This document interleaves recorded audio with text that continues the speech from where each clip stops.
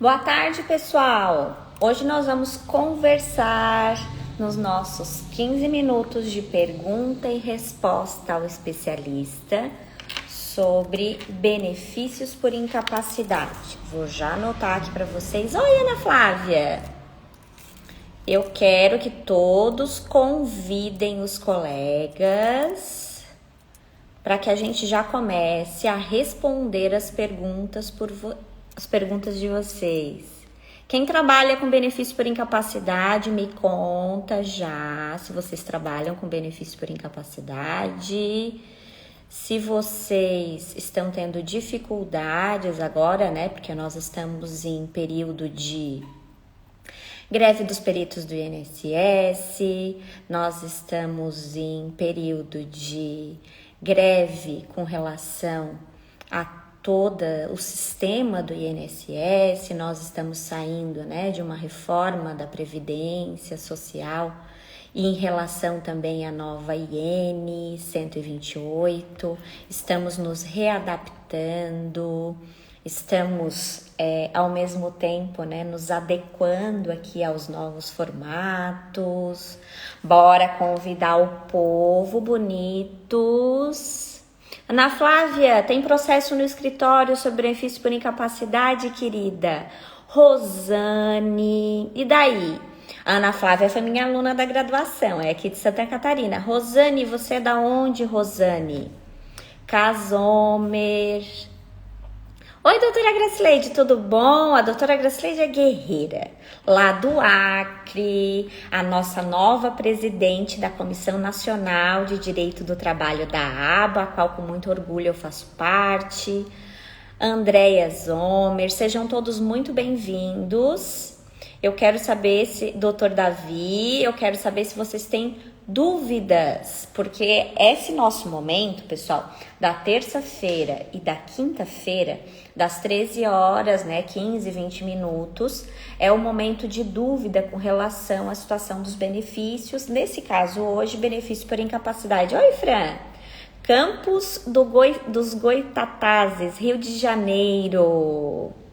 Tá com caso complicado? Então me conta, Rosane. Vamos ver se nós descomplicamos ele juntas. Porque a intenção, tá, pessoal, desse período é nós respondermos, né, então, as perguntas dos colegas, porque às vezes o caso prático de um colega pode ser o seu também. Eu tenho alguns casos aqui no escritório direcionados a acidente de trabalho, ao benefício, né, de forma geral. Oi, Fá, tudo bom? A Fá também é nossa aluna no curso. Me diz, já viu todas as aulas do curso? Gostou? Me conta aí. Rosane, esse caso muito complicado, envolve perícia, envolve... Porque nós temos algumas dificuldades aqui, né, com relação aos peritos, tá? Aqui na minha região, pessoal, a gente tá tendo... bastante alta com relação... Ai, gostou, lindinha, do curso? Que bom! Ó, a Fá tá dizendo que foi ótimo o curso. Nós temos a mentoria, tá, do curso hoje ainda às 19 horas, hein? Não esqueça, anota lá na porta da geladeira, coloca o despertador. Quem vai fazer pergunta? Ó, a doutora Rosane colocou ali, vamos lá. Paciente sem qualidade segurado, fez perícia e passou por motivo de lúpus avançado. Tá, mas daí sem qualidade de segurado, assim, eu não tenho maiores elementos, mas assim, você observou todo tipo de prorrogação dessa qualidade de segurado? Porque quando a gente fala para o benefício de forma geral, né, aqui a doutora Rosane tá dando o exemplo dela com relação ao benefício por incapacidade. O que acontece? O primeiro item que a gente tem que verificar é essa prorrogação. A gente sabe que num primeiro indeferimento ali, né, ou perda, enfim, ali, cessação, né, perda não, cessação da contribuição, nós temos 12 meses. Se não tem ainda as 120 contribuições, se já temos as 120 contribuições, nós temos então já inicialmente 24 meses de qualidade de segurado, e se esse seu cliente ainda, né, está na condição de desemprego, nós temos ainda a possibilidade de prorrogar por mais 12 meses em virtude do desemprego. Inclusive, querida, nós tínhamos algumas dificuldades com relação a essa situação da prorrogação do desemprego no que tange aos requisitos ali, porque às vezes alguns entendimentos do INSS diziam que tinha já que estar cadastrado lá, né, no cadastro lá do seguro-desemprego para procurar necessariamente um outro local e tudo mais, mas agora na 9N 128 veio bem caracterizadinho aqui a situação desse seguro-desemprego. Deixa eu ver se eu acho o artigo aqui. Para achar artigo de IN nessa hora é para se acabar, né? Mas a gente tenta, tá? Com relação a essa situação, então, mas é possível prorrogar até 36 meses. Uma outra situação também, a lúpus não é necessariamente, né, uma doença que vá, porque ela não é contagiosa, então não dá para, que também tem uma outra exceção que é possível, né, que é aquela doença no caso de segregação e tudo mais, que até o Covid se enquadra muito, né, com relação a essa situação, então a lúpus ainda não chega a essa situação. Vamos ver aqui. Eu não me recordo se a lúpus está, mas eu acho que não está naquele quadro, né? Da 8.213 no 151. Mas, mesmo ela não se enquadrando exatamente, porque você sabe que aquele rol ele não é taxativo. A idade você tentar verificar, porque você falou aqui, porque a lúpus, pessoal, ela não é uma doença, né? Que tem cura. Eu tenho uma colega, tá? Tô fazendo esses comentários para vocês porque eu tenho uma colega minha que tem lúpus, tá? Uma amiga muito querida, pessoal, minha. Então, assim, ela me procurou algumas vezes. Ela chegou a ficar afastada, né, pelo INSS, só que ela não foi aposentada, essa minha colega. Como a doutora Rosane está mencionando aqui que é um lúpus, né, avançado, aí nós teríamos que verificar obrigatoriamente, doutora Rosane, se a gente consegue assemelhar esse caso da sua cliente, porque, como eu estou mencionando para vocês, a gente sabe que aquele rol, ele não é um rol taxativo, ele é um rol que ele serve como exemplificativo. Então, assim, verificando, né, as doenças de forma geral, se a gente consegue dar a gravidade suficiente dessas lesões para que isso aqui a gente está pensando em exceções, tá? Quero muito coração, hein? Porque raciocínio jurídico para montar processo aqui, eu já dei uns 2 caminhos, estamos no segundo. Primeiro é a verificação da qualidade do segurado inteirinha, né? Que seria a prorrogação dela até os 36 meses e agora, inclusive, depois eu posto ali no Instagram para vocês, de cabeça eu não me recordo agora qual é o novo artigo da IN lá do seguro-desemprego, tá? Mas eu sei que veio com os requisitos bem direitinho.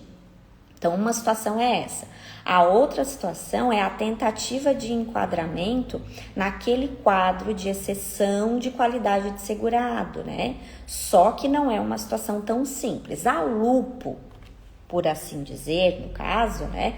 Só a doença lúpus, ela não enquadra. Isso eu tenho certeza, né? Porque a lúpus, apesar de ser uma doença incapacitante, mas ela tem tratamento, né? E aí vai depender muito, que é o que a doutora tá mencionando ali para mim, do quanto essa paciente, olha eu, paciente, já disse que ela era médica, essa cliente dela está incapacitada.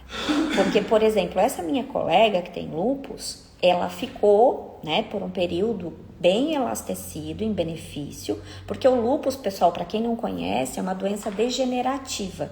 Então, ela vai atingindo todo o sistema imunológico dessa pessoa e vai causando não só um problema de saúde, mas vários tipos de problema de saúde. A doutora Rosana colocou mais umas coisinhas aqui, vamos ver.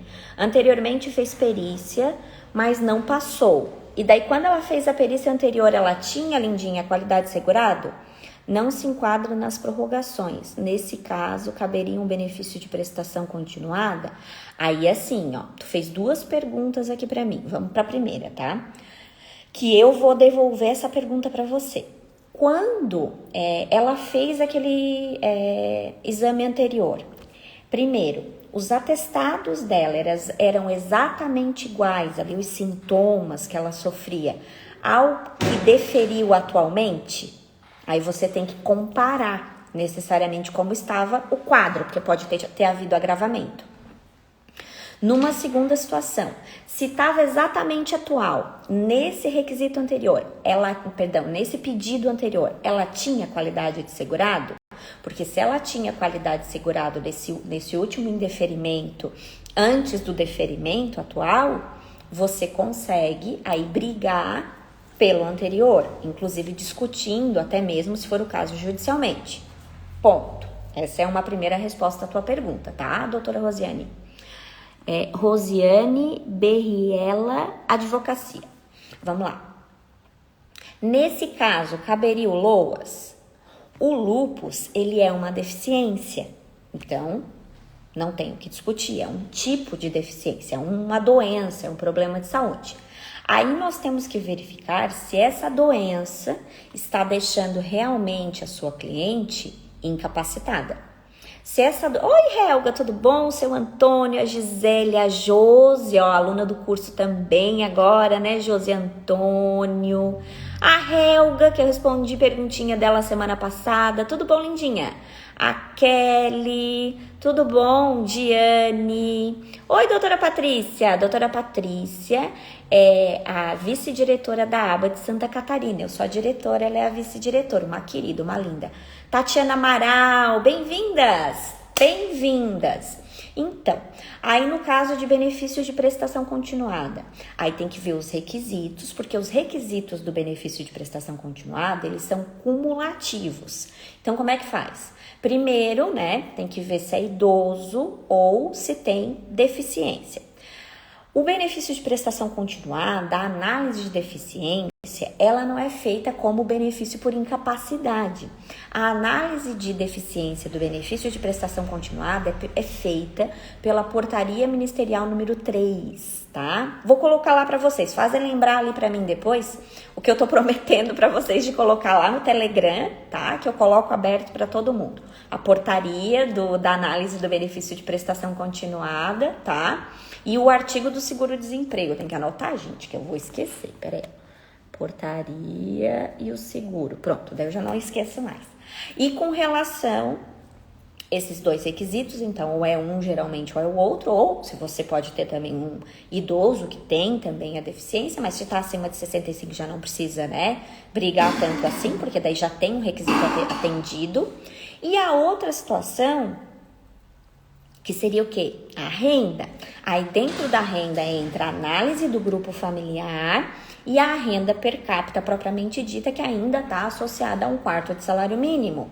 Então você tem que observar todos esses requisitos e daí sim você vai conseguir verificar se essa sua cliente da lúpus também pode ser beneficiária da LOAS. Tá? Por quê? Porque o LOAS, ele não necessariamente também precisa ser um benefício ad eterno, porque à medida que ele tem uma revisão a cada 2 anos, se for constatado que houve a aptidão daí novamente, que houve a situação, né, houve novamente a aptidão ao trabalho, pode ser cortado se basicamente, ou a renda também, né, se qualquer um desses requisitos não for atendido. Então, doutora Rosiane, cadê? Perdi? Deixa eu achar de novo aqui a doutora Rosiane aqui. Então, doutora Rosiane aqui, ó. Então, ó, não esquece, dá uma olhadinha. Se nesse anterior tinha qualidade de segurado, se os requisitos desse atestado eram os mesmos, porque daí você pode até brigar judicialmente e pedindo daí, inclusive, a data de início de benefício ali anterior, você já ganha um retroativo com relação a esse seu processo, tá? E o LOAS daí tem os requisitos todos com relação ao LOAS, tá, lindinha? Vai raciocinando, eu não conheço o caso, né, concreto totalmente, mas pelas informações que você me passou, eu te dei vários caminhos de raciocínio, tá? Isso é raciocínio jurídico, é isso que a gente tem que ir trabalhando no nosso dia a dia da advocacia. Vamos ver se eu consigo atender aqui a doutora Gisele antes de fechar os nossos 15, 20 minutinhos aqui, vamos lá? Doutora Gisele é aluna no meu curso também, uma amada, querida, também minha colega na aba, da diretoria da aba, da Comissão de Direito Previdenciário. Vamos lá, doutora Gisele. Um caso de cegueira monocular, bem comum, né? Todo mundo pergunta de cegueira monocular, bora lá. De um auxiliar de pedreiro. Teve o benefício por incapacidade concedido por 4 anos. Em 2013, ele teve benefício, deve ser indeferido, né? Acha viável requerer o restabelecimento? A visão monocular, na grande maioria das vezes, claro que daí depende, né? Que essa pessoa foi afetada, né? Mas basicamente, pelo grau lá de deficiência, ele fica geralmente em leve. Eu tenho uma aluna do curso que eu tô encaminhando a aposentadoria dela, tá? E porque ela é uma advogada, né, recém-formada, e daí eu tô auxiliando ela. Ela mesma tem a visão monocular e consegue ter uma sobrevida normalmente. Então, ela não era afastada. E o grau ali da visão monocular dela foi categorizado em grau leve, que daí é um outro instituto que não é ainda a situação nem da deficiência, tá, pessoal? Essa pergunta da doutora Gisele não é nem a deficiência necessariamente. Ali ela tá até dizendo que foi benefício por incapacidade, propriamente dito, que foi recebido. Mas dessa cliente que eu tô mencionando, a análise foi feita pela a pessoa com deficiência, que é aquela pessoa que tem uma sobrevida com maior dificuldade, e quando chega no período de aposentadoria, essa pessoa pode usar essa dificuldade que teve durante toda a sua vida como um benefício, que daí é uma outra portaria que é utilizada para análise, que é a portaria interministerial número 2, tá? Se não me engano, de 2017. Aí o que é... Mas é muito ano, então não me... né? Depois qualquer coisa eu boto ali para vocês também. E nessa pergunta da doutora Gisele, ela tá verificando isso por quê? Porque ficou por um grande período afastado. Se naquele momento foi considerado a incapacidade, é porque talvez essa visão monocular ela seja mais severa, né? No caso desse cliente, porque ela deve ter vários, né? Necessariamente classificações ali, até também com relação a essa profissão. Porque assim, pedreiro, né? Pedreiro fica uma coisa meio genérica, mas por exemplo, se é aquela pessoa, né, que tem que andar em altura elevada, que daí não tem senso de profundidade, porque a visão monocular, ela dá esse problema de senso de profundidade. Aí vai cair lá de cima do prédio, por exemplo.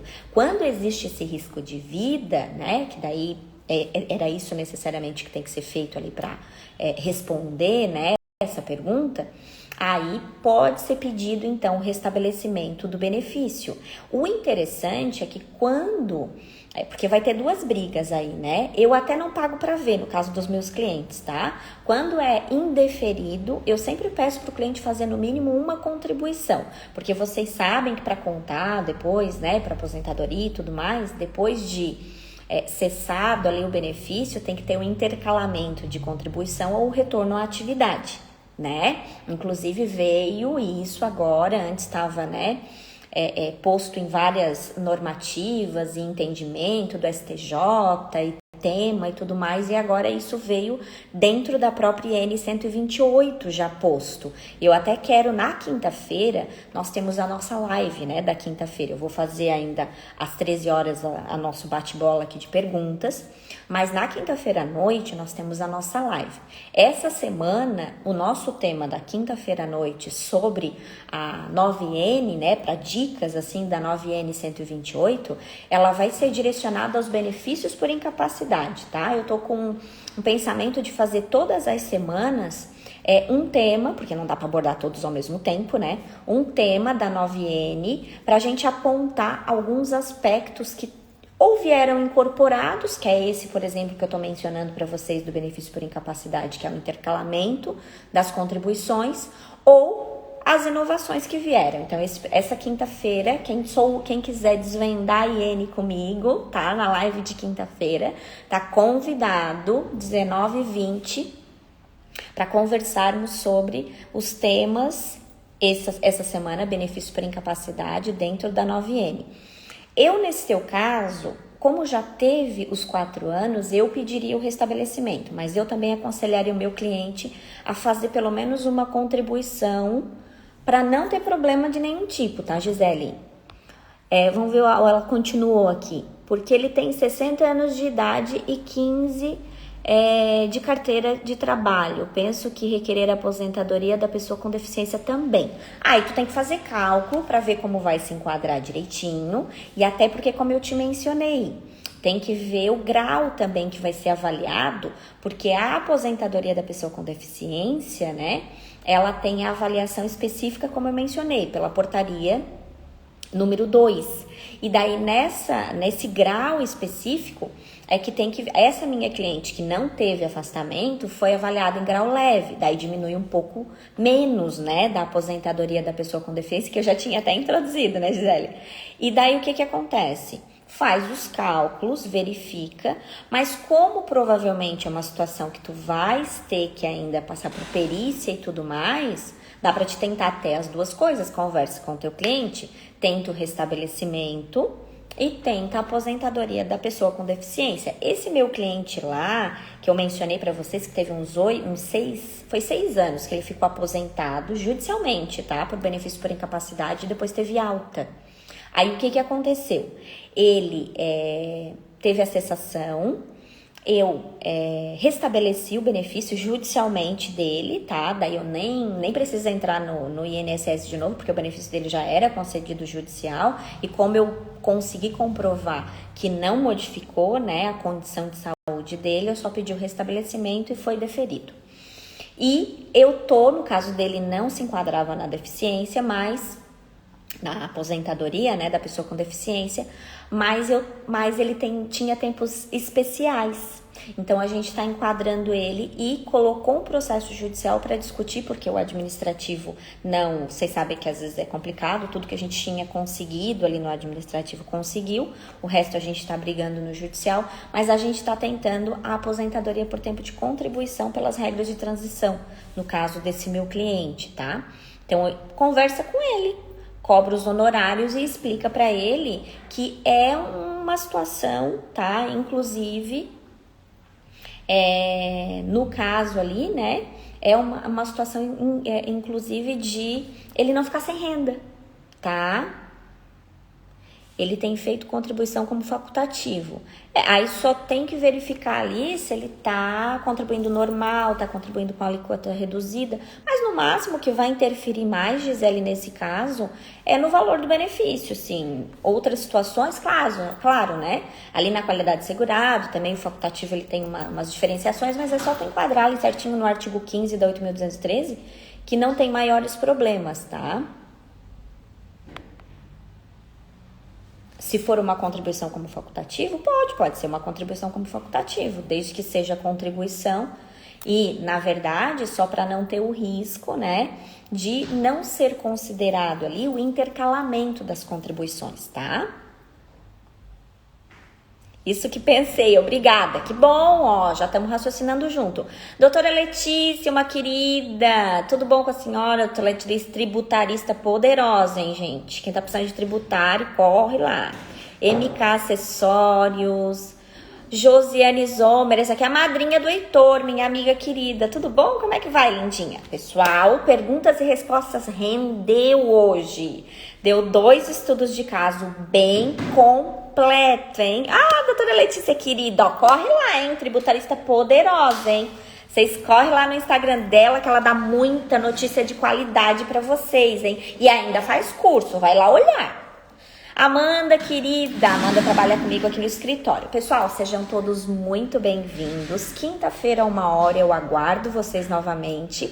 Vocês viram que não é falácia, eu realmente tô respondendo os estudos de caso para nós aprendermos a fazer o nosso raciocínio jurídico em direito previdenciário juntos. E agora, quem vai bater fotinho para me marcar que eu respondi as perguntas lindas da nossa colocar fogo na caixa com a especialista. Porque eu já disse pra vocês que eu não acredito muito em pensar dentro da caixa, fora da caixa. Não acredito em caixa de nenhum tipo. Por mim, pode botar fogo na caixa, porque a gente tem que aprender a raciocinar para todos os lados. Viram o nosso raciocínio hoje? Ele andou em vários tipos de benefício ao mesmo tempo e de apenas um cliente. Então, nós temos muitos caminhos para a gente seguir dentro do ramo previdenciário. Basta que aprendamos, então, a fazer esse raciocínio jurídico. Ó, fotinho, me marca lá, que eu respondi as perguntinhas, bem lindos. Quem gostou, marca, hein? Isso, Helga. Helga eu respondi semana passada, né, Helga? Bora sair da caixa e botar fogo nela para nem correr o risco de entrar mais, Helga. Lindos do meu coração, um excelente dia de trabalho para vocês. Beijo, hein? E os meus alunos bonitos da mentoria, todos 7 horas pra gente conversar sobre estudo de casa. Beijo.